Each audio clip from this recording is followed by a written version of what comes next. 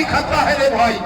संविधान के पर उंगली उठाने वाले को बख्शोगे तो आपकी रक्षा कौन करेगा? हम करेंगे, हम करेंगे। समाज की रक्षा कौन करेगा? हम करेंगे, हम करेंगे। समाज की रक्षा कौन करेगा? हम करेंगे।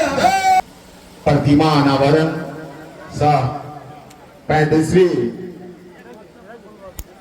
जयंती समारोह के मौके पर हम सबों के बीच निर्भीक वक्ता और सही में इन पर सूट करता है कि सच कहना अगर बगावत है तो समझो हम भी बागी हैं। आदरणीय चंद्रशेखर बाबू का हम चंपारण के धरती पर भोरी भोरी प्रशंसा करते हुए स्वागत और अभिनंदन करता और जय भी बोलता।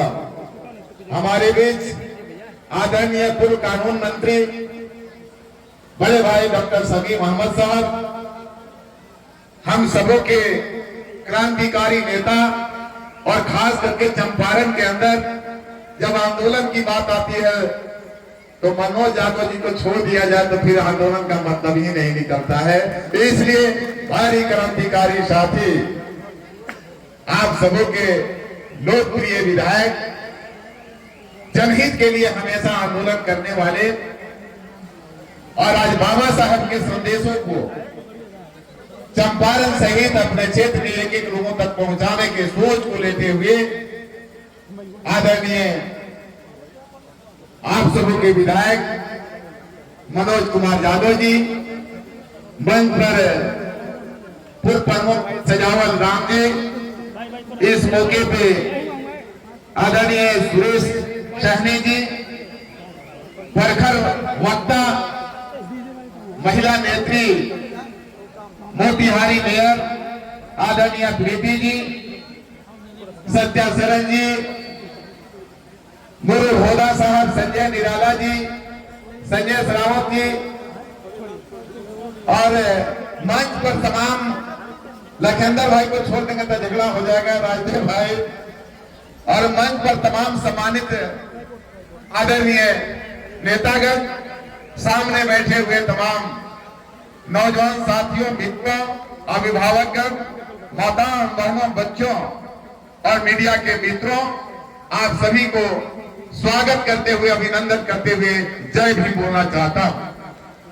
साथियों, निश्चित तौर पर आज आपने देखा है कल्याणपुर विधानसभा के अंदर आदरणीय विधायक मनोज कुमार यादव जी के द्वारा यही प्रतिमा अनावरण का कार्यक्रम नहीं हुआ।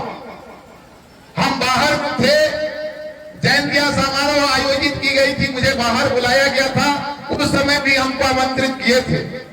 कल्याणपुर में मैं तो यही कहूंगा कि जिला के प्रशासन का चुनौतियां स्वीकार करते हुए और कल्याणपुर में एक मुश्त सभी को लेकर के और जाकर के वैसे जगह पर मूर्ति अनावरण का कार्यक्रम किए जहां पर अनापत्ति प्रमाण पत्र देने से यह प्रशासन के लोग हिचक रहे थे। इसलिए हम धन्यवाद देना चाहेंगे आपको और निश्चित तौर पर कहना चाहेंगे कि आज हम बहुत ज्यादा बोलेंगे नहीं, क्योंकि हम सभी लोग और आप लोगों के लिए भी जो चंपारण ही नहीं देश के स्तर पर बाबा साहेब के वैचारिक व्यवस्थाओं को, वैचारिक लोकतांत्रिक सामाजिक व्यवस्थाओं को विशेष रूप से बताने के लिए हम सबों के हमारे अभिभावक चंद्रशेखर बाबू जो पूर्व शिक्षा मंत्री है, आप सबों के बीच आए हुए हैं। और निश्चित तौर पर आप जान लें कि बाबा साहब के संदेश जो है वह कैसे यहाँ के खास करके अनुसूचित जाति वर्ग के साथी जिस समाज से हम आते हैं, हम एक चीज कहने से मुझे लगता है या नहीं कहना भी बेईमानी होगा कि बाबा साहब ने संवैधानिक अधिकार संविधान के माध्यम से हम सबों को दिया था, लेकिन 1990 के पहले यह पता बेईमानों ने कभी चल नहीं था कि देश की आजादी का तिरंगा का मतलब क्या होता है, हम कौन है, हम इंसान है या नहीं। इसलिए इस मंच के माध्यम से हम धन्यवाद देना चाहते हैं और आभार प्रकट करना चाहते हैं गरीबों के बसिया और समाजवाद के भारतीय नेता आदरणीय लालू प्रसाद यादव जी की बाबा साहब के द्वारा दिए गए संवैधानिक अधिकार को धरातल पर उतार करके और लोगों को न्याय देने का काम किया, समाजवाद को स्थापित करने का काम किया। और उसी रास्ते पे आदरणीय तेजस्वी प्रसाद यादव जी, यह पहली वाक्य है कि बिहार का कोई ऐसा पंचायत नहीं राष्ट्रीय जनता दल के द्वारा आदरणीय नेता लालू प्रसाद यादव जी के निर्देशन में तेजस्वी प्रसाद यादव जी के द्वारा यह निर्णय लिया गया कि नहीं, इस तरह नहीं होगा। अब जरूरत है बाबा साहब के संदेशों का, बाबा साहब के विचारों का।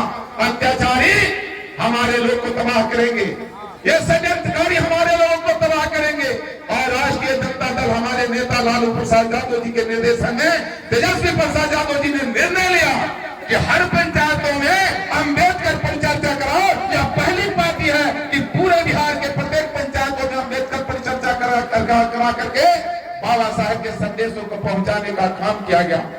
इसलिए अनुसूचित जाति के साथियों, हम निश्चित तौर पर आपसे कहना चाहेंगे, समय अभाव है, इसलिए आपसे कहना चाहेंगे कि समय आ गया है।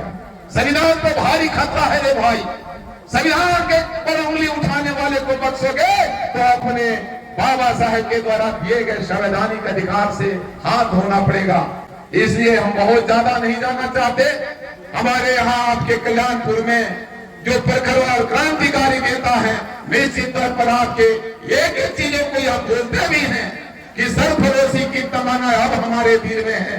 देखना है दम कितना बाजुए कातिल में है, और ये चलते भी रहते हैं। इसलिए मैं इन्हें धन्यवाद देना चाहता हूँ। और इसके बाद वक्ता हुए, इसके लिए हम लग रहा है कि बाबा साहब के नारा को निश्चित तौर पर हम सबों को बुला लेना चाहिए और लड़ना होगा। जो संगठित होने के लिए बाबा साहब ने कहा था, जब उंगली हाथ उठाते हैं तो हाथ खुला रहता है, लेकिन मुट्ठी बांध लेना है और बोलना है जय भीम, जय भीम। संविधान का रक्षा कौन करेगा? अरे नहीं करना है क्या? महिला लोग नहीं करेगा, करेगा लोग। सारे लोग